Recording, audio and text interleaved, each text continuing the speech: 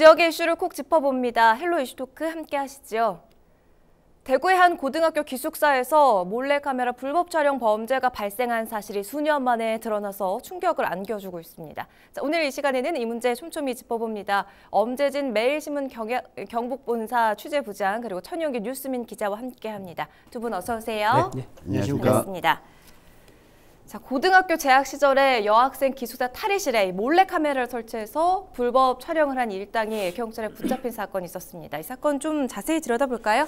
네, 이 대구의 한 고등학교 기숙사, 기숙형 고등학교였는데요. 여기서 몰래카메라, 불법 촬영을 한 범죄가 최근에서야 드러났습니다. 네. 대구 수성경찰서가 이 불법 촬영한 범죄자들에 대해서 이 건에서 수사를 진행하고 있는데요. 이 가해자로 지금 수사를 하고 있는 사람을 보면 현재 지역에서 의과대학에 다니고 있는 의대생도 한 명 있었고요. 또 최근에 수사가 진행된 바에 따르면 서울의 모 한 학교에서 경찰 행정학과 곧 경찰이 되겠다라고 공부하고 있는 학생도 이제 포함이 되어 있었고 현역 군인 신분까지 포함해서 총 4명이 계획적으로 이 카메라를 설치하고 불법 촬영을 했다. 이렇게 드러나고 있습니다. 경찰에 따르면 2017년 2월에 고등학교 기숙사, 여자 기숙사와 또 이 여자 화장실에까지 이 카메라를 설치해서 불법 촬영을 한 혐의를 받고 있는데요. 이 때문에 이 4명에 대해서 어떤 용도로 얼마나 이 불법 촬영을 했는지 그리고 피해자가 얼마만큼 있는지 지금 계속해서 수사가 진행 중인 상황입니다. 이 사건 같은 경우는 2017년에 몰카를 설치해서 촬영을 한 거잖아요. 그러니까 뭐 사건 발생한 지 지금 몇 년이 흐른 건데 왜 이렇게 뒤늦게 알려지게 된 겁니까? 이 내용을 보면 피해자들이 그동안 이 사실을 인지하고도 이렇게 혼자서만 끙끙 앓고 있었던 거였거든요. 한 피해 여성이 올해 2월에 고교 시절 알고 지내던 한 남학생 친구를 만났는데 그 친구가 이 일부 학생들이 설치한 이 카메라가 있었다는 사실을 얘기해줬고 이걸 고민하다가 가족들한테 털어놓으면서 이 사실이 알려지게 된 겁니다. 불법 촬영을 통해 확인된 피해자가 현재까지 16명 정도로 확인되고 있는데요. 아마 이 기숙사와 화장실에 불특정 다수가 이용하는 곳에 카메라를 설치했기 때문에 피해자는 더 있을 것으로 추정이 되고 있습니다. 대구 수성경찰서에서는 현재는 이 카메라가 설치되어 있지 않은 것으로 확인하고 있는데 이 가해자들 조사하다 보면 이 영상물을 확보하고 얼마의 기간 동안 설치하게 되는지 확인하게 되면 피해자는 아마 더 늘어날 것으로 보입니다. 그렇군요. 그 경찰이 가해자 4명 중에 의대생 1명을 제외하고는 모두 군대에 있어서 군 수사당국에 협조를 요청한 것으로 알려져 있는데요. 이제 앞으로 이들에 대한 처리는 뭐 어떻게 진행이 될까요? 예, 군 수사당국은 일단은 뭐 경찰하고 달리 이제 군 경찰에서 수사를 하고 있거든요. 예, 군인 신분이니까 일단은 군 경찰에서는 군인에 근무하고 있는 한 명이 이렇게 불법 촬영 영상물을 자기 가지고 온 휴대폰에 저장해 둔 걸 이제 확인을 했어요. 한 명이.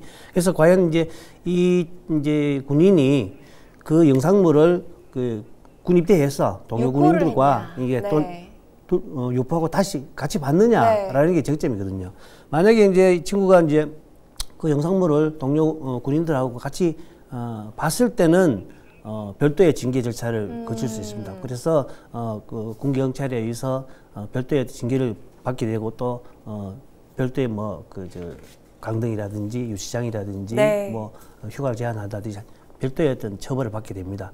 실제로 이제 군인 신분으로서 불법 행위를 저지르지 않으면은 민간에서 형사 처벌하는 거기 거치는데 일단 군인 신분으로서 불법 행위를 저지르게 되면 별도의 어떤 징계를 한다는 어떤 방침입니다.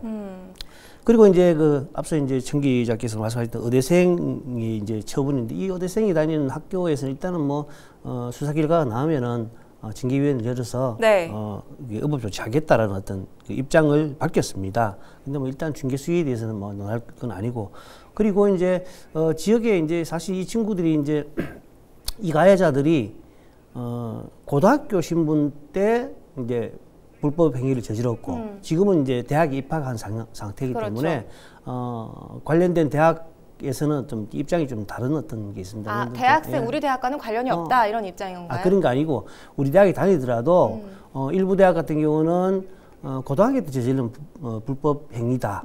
그렇기 때문에 좀 이렇게 징계를 하는데 좀 이렇게 조심스럽지 않느냐라는 입장도 있고, 또 다른 어떤 대학 같은 경우는 자체의 어떤 뭐 규정이라든지 그래서 성범죄라든지 중범죄를 저질렀을 때 대학 고등학교 때 저질렀다 하더라도 대학 신분으로서 학생 신분으로서 그런 어떤 형사처벌 내지 수사를 받게 되면은 징계위를 열어서 중징계를 할 수도 있다라는 입장이거든요. 네. 그래서 이제 앞으로 이제 그 대학생 신분이 이제 가해자들의 어떤 그 징계라든지 학교 징계 이런 부분에서 관심이 좀 있습니다. 좀 지켜봐야 되겠네요. 네네. 그리고 참고로 지금 현재 이제 몰카 범죄 불법 촬영물 범죄 행위가 드러났던 이제 그 지역의 뭐 고등학교에서는 사실 뭐 대책을 구성했잖아요. 대책을 구성해서 나름대로 피해자를 조사했는데 지금 한 16명 정도의 피해자가 드러났고 네. 뭐 추가로 계속 확인되는 경우고요.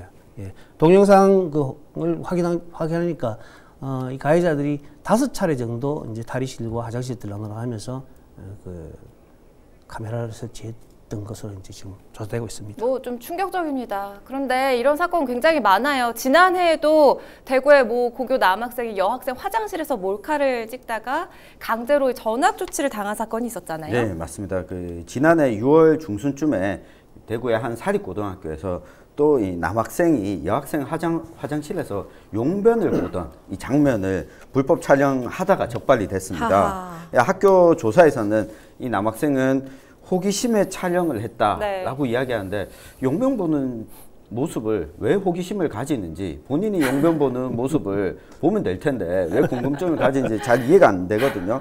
여하튼 학교 측은 이 사건 발생 직후에 학교폭력자치위원회를 열어서 이 강제로 전학 조치했습니다. 근데 강제로 전학 조치하고 나면 그 학교에 전학 간 학교에서는 또 무슨 죄인지. 그렇죠. 예, 그러니까 이 전학 조치를 한다고 해결되는 문제가 아니라 이 불법 촬영은 상대방에 대해서 상대방의 의사를 반하는 폭력이다, 이 범죄 행위다라고 인식시키는 것이 무엇보다 좀 중요해 보입니다. 저도 그렇게 생각해요. 이 강제 전학이라는 조치가 뭐 징계로 볼 수 있을까 싶은 생각이 드는데, 뿐만 아니라 최근이에요.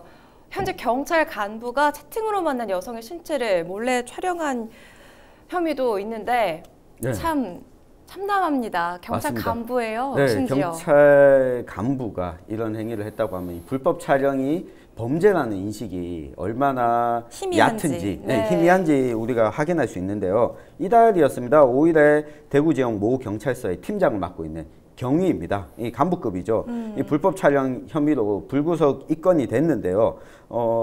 이 채팅으로 만나서 모텔에서 함께 투숙하고 있던 여성이 잠들었을 때 이를 불법 촬영하다가 적발이 됐는데, 네.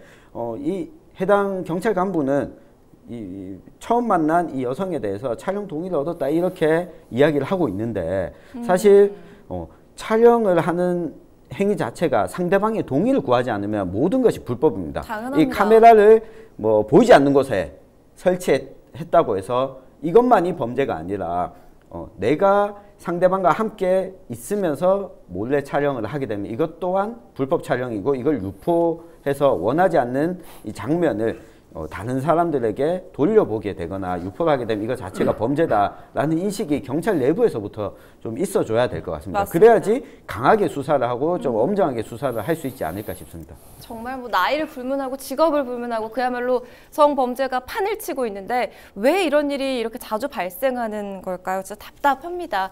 또 가해자들이 공통되게 내가 호기심에 그랬다, 궁금해서 그랬다 이런 이야기를 하는데, 이런 범죄 증가 원인 뭐 어떻게 분석을 하십니까? 사실 이제 불법 촬영 범죄 행위를 보면 정황을 살펴보면 사실 뭐 호기심으로 했다는 것은 거의 뭐 그 자기들 변명에 불과하고, 핑계죠. 예, 그렇죠.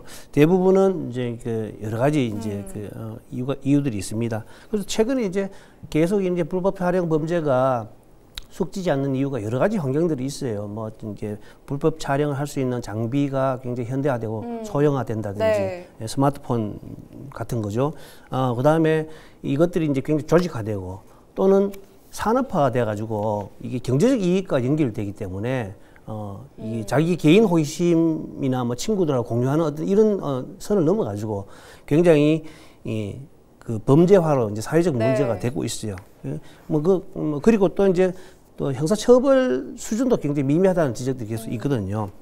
실제로 이제 한국 여성인권진흥원 디지털 성범죄 지원센터에 따르면은 지난해 4월부터 12월까지 8개월 동안 불법 촬영 영상물을 삭제를 지원한 건수가 28,879건입니다. 굉장히 많은 건수가 이제 그 확인된 것만 이제 삭제를 하는 거거든요. 이제 그다음에 이 기간 동안 이제 수사법률 지원 건수는 이제 203건에 이르고요. 피해 유형별로 보면은 동영상 유포가 제일 많아요. 39.9%인 2,267건에 되고요.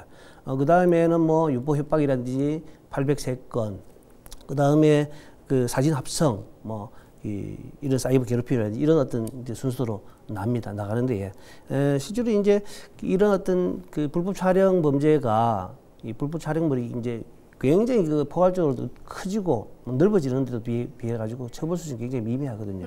그런 부분에 대해서 처벌을 좀 강화해야 된다는 지적들이 계속 있고요. 실제로 동영상 피해자를 확인하지 못하면 이건 불법 음란물로 취급이 되거든요. 그래서 단순히 불법 음란물 취급돼가지고 유포하는 그런 어떤 범죄만 처벌을 해서 징역 2년이나 벌금 500만 원 이하의 벌금을 처하는 같은 아주 미미한 처벌이거든요.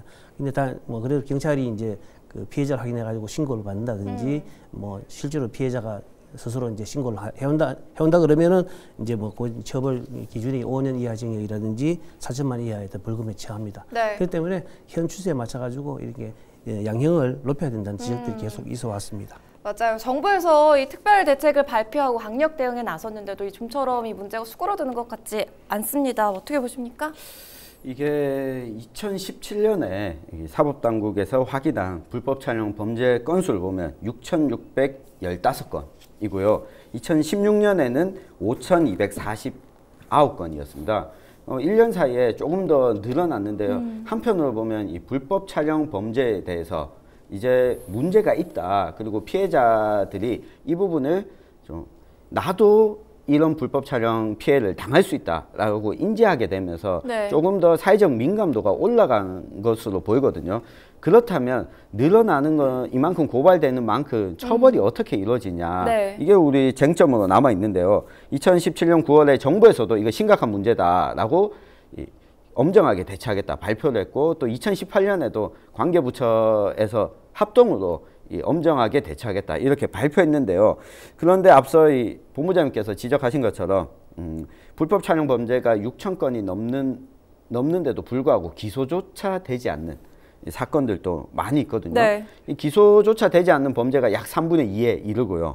그리고 적발도 쉽지 않고 적발된다고 하더라도 재판까지 가지 않을 확률이 66%인 거죠. 그러니까 처벌이 이 정도로 미미하다 보니까 아니 뭐 잘못되다가 걸려도 대충 그냥 넘어가면 되지라고 하는 분위기가 형성돼 있다. 이 부분을 빨리 해결하지 않으면 이 범죄 예방 효과가 별로 없을 거다. 좀 강한 처벌이 필요하다. 이런 주장이 나오고 있습니다. 피해자 입장에서 생각을 해보면요. 이게 이 성적인 수치심을 넘어서 정말 정신적으로 이루 말할 수 없는 상처를 주는 행위입니다. 더 이상 이런 일이 절대로 다시는 일어나서는 안 될 텐데요. 이런 논란 그리고 지적 때문에 최근 이 불법 촬영 영상을 온라인에 유포한 범죄자에게 어느 수준의 형이 적당할지 그런 논의가 이루어지고 있는데 대법원 차원에서 이루어지고 있다고요?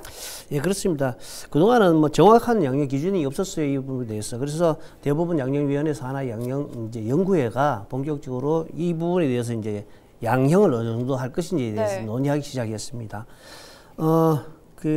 사실 양형 기준이라는 것은 뭐 재판을 할 때 판사가 이제 뭐 좀 참고 사항이지만은 법적 강제조항은 어쨌든 그래도 그 양형 기준을 벗어나면은 그 이유를 직시해야 되기 때문에 대부분 이제 사실 그 바로미터로 이제 적용될 수 있기 때문에 중요한 의미를 가집니다. 어정부 지법 이제 고양지원의 백광균 판사가 이제 사실 이제 그 디지털 성범죄에 관련돼 가지고 추이를 소개하고 또 이제 이를 바탕으로 고려해야 될 양형 기준들을 뭐 제시하고 했는데요. 백 판사에 따르면은 지난 2014년부터 지난해까지 이제 이 디지털 성범죄를 이제 분석하니까 2014년도에는 97건이던 것이 이제 지난해에는 546건으로 굉장히 늘어났어요. 예. 그다음에 늘어났는데 이게 이제 징역형 이제 선고 받은 어떤 사례거든요. 늘어났고 징역형 늘어난 반면에 벌금 비율은 같은 기간에 73%에서 48.5%로 좀 대수 좀 감소가 됐다고 이제 밝혔는데, 하지만 이제 그 지난해 1월부터 올해 4월까지 이제 1년 이상의 어떤 서울중앙지법 선고 사건 164건을 비교해 봤을 때 실제로 벌금형이 46%였고요.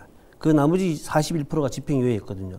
실제로 징역형을 실형을 받은 거는 10%에 불과하다. 네. 아직까지는 굉장히 처벌이 아주 미미하다. 앞서 이제 청 기자가 지적했듯이 이제 그 범죄를 저질러도 간단한 어떤 처벌만 뭐 감수하면 된다는 인식들을 만들 수 있는 것 같아요. 솜방망이 처벌이죠. 아니 그래서 이 법에 의한 양형 기준이 국민 정서와 좀 차이가 있어서 늘 논란이 되어 왔잖아요. 이번에는 이 현실을 좀 반영한 양형 기준이 마련돼서 좀 솜방망이 처벌이 개선이 될까요? 어떻게 보십니까? 일단은 이 법 쪽에서 앞서 열렸던 심포지움에서 몰카, 이 불법 촬영 양형 기준에 대한 논의가 좀 있었어요. 네. 우선은 이 가중처벌 기준을 좀 마련하자는 거였어요. 이 동종 전과가 있었다거나 그리고 5회 이상 촬영했다거나, 이건 뭐 숫자가 중요한 건 아니죠. 네. 양형 어쨌든 가중할 수 있는 기준을 마련하자. 네. 그리고 폐쇄 공간에서 촬영을 했다거나, 이것이 유포됐을 때 피해자에게 더 큰 수치심을 안겨줄 수 있는 부위라거나 이 부분과 관련해서 가중 처벌 기준을 마련하자는 이야기가 나왔고요. 그리고 또 한 가지, 연인 사이에 있다가 촬영을 했는데 유포를 동의한 건 아니었고, 그런데 연인 사이가 깨어지자 내가 보복하겠다라는 보복성 촬영, 리벤지 포르노라고 하잖아요. 그렇죠. 여기에 대해서도 좀 가중 처벌을 하자라는 그 의견이 나왔고요. 또 불법 영상 촬영에 있어서 유포에 대한 부분이 좀 강조가 됐거든요. 뭐냐면 피해자가 발생하는 사건이잖아요. 그런데 불법 촬영한 것에 대해서만 처벌을 하게 되면 유포한 영상을 처리하는 문제, 삭제하는 문제를 피해자에게 남아있는 숙제처럼. 숙제가 있잖아요. 그래서 가해자가 이 불법 촬영 영상물을 유포하고 나서 얼마나 적극적으로 나서서 가해자가 차단했는지 삭제했는지라고 하는 부분을 고려해서 이 양형 기준을 좀 마련하자, 이런 의견까지 다양하게 나왔습니다. 한 가지로 종합하면 어쨌든 가중처벌할 수 있는 기준을 마련하고 처벌을 강화하는 쪽으로 법 쪽에서도 의견이 모아지고 있다고 보여집니다. 네, 지금 뭐 디지털 성범죄에 근절하기 위한 노력들을 많이 하고 있는데 뭐 그럼에도 불구하고 여전히 해결해야 할 과제들도 있지 않습니까? 예, 간단히 좀 말씀드리겠습니다. 사실 뭐 성범죄 금지를 위한 양형 기준을 빨리 이제 만들어야 되고요. 아주 가중 처벌에 포함해 가지고요.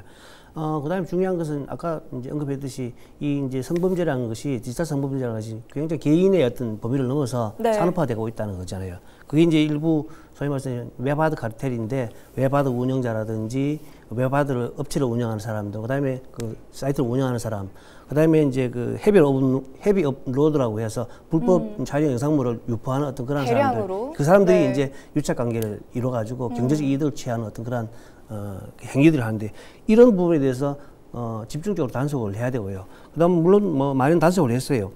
그래서 뭐 웹하드 업체 55개를 단속하고 뭐 헤비 업로드를 뭐 647명을 검거했는데, 그 단속해도 뭐 구속하고 이런 부분이 굉장히 약하기 때문에 이런 부분을 굉장히 강화시켜야 되고요. 그다음에 외부의 사이트에서 운영하는 그러한 어떤 외부의 또 헤비 업로드를 빨리 이제 처리를 하는 게 굉장히 중요하거든요. 그래서 가장 중요한 것은 사회적 인식, 이제 그 디지털 성범죄에 대한 어떤 인식의 변화가 필요하다고 지적하고 있습니다. 지금 뭐 지자체들도 나서고 있잖아요. 대대적으로 뭐 점검하고 대책 마련에 나서고 있죠? 예, 맞습니다. 이 서울시에서 이 불법 촬영으로 인한 피해자가 많다 보니까 실태 조사를 벌이고 대책 마련에 나섰는데요. 우선은 시민들은 이렇게 지적을 많이 했어요. 1,500명의 설문조사를 해본 결과 가해자에 대한 처벌 부족이 가장 큰 문제다. 3분의 2 이상이 들었고요. 또 한 가지가 불법 촬영이 범죄다라는 인식이 떨어진다. 이 두 가지가 핵심이라고 보여지거든요. 이 법적인 강화와 이것이 불법 촬영이 범죄라는 인식을 널리 좀 알리는데 신경을 써야 될 것 같습니다. 네, 호기심, 뭐 초범이라는 단어로 가볍게 이 문제를 해결하려는 사회적 인식들이 더 이상은 허용돼서는 안 되겠습니다. 자, 오늘 함께해 주신 두 분 말씀 고맙습니다. 네, 감사합니다.